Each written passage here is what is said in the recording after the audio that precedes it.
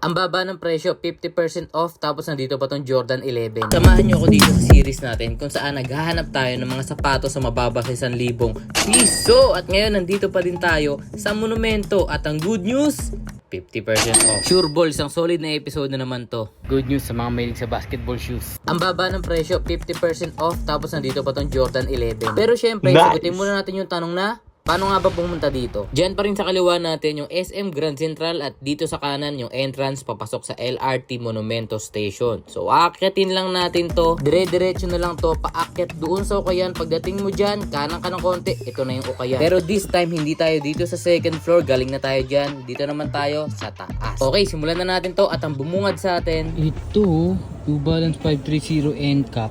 Nakalagay dito sa price 1, 2. So 50 off. 600 ka na lang, yeah. Solid yung sapatos, full suede yung uppers niya at nandito siya ng size 10.5. Nandito rin itong Nike Air Huarache na white at nandito yung price niya na 1,300 pesos. So 650 na lang yan. At available siya dito ng size 10.5 din.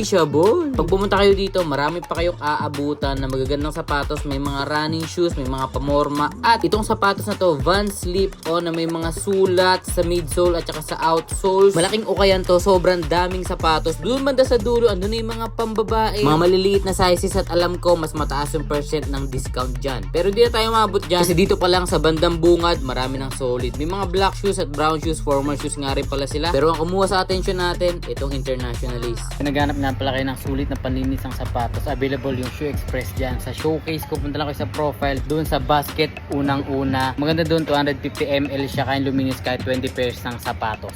Tulad ng sinabi ko, malaking Ukayan to at hindi lang din puro sapatos laman. Syempre, may mga garments din. Itong jacket na pang baby. Sakto to kaya polo. May mga ganito rin sila at sakto, malapit na kami magbagyo. Ball. Overall, solid talaga tong Ukayan dito sa third floor ng LRT Monumento Station. At kung naghahanap nga kayo ng sulit na panlinis ng sapatos, check out nyo na yung Shoe Express dyan sa basket.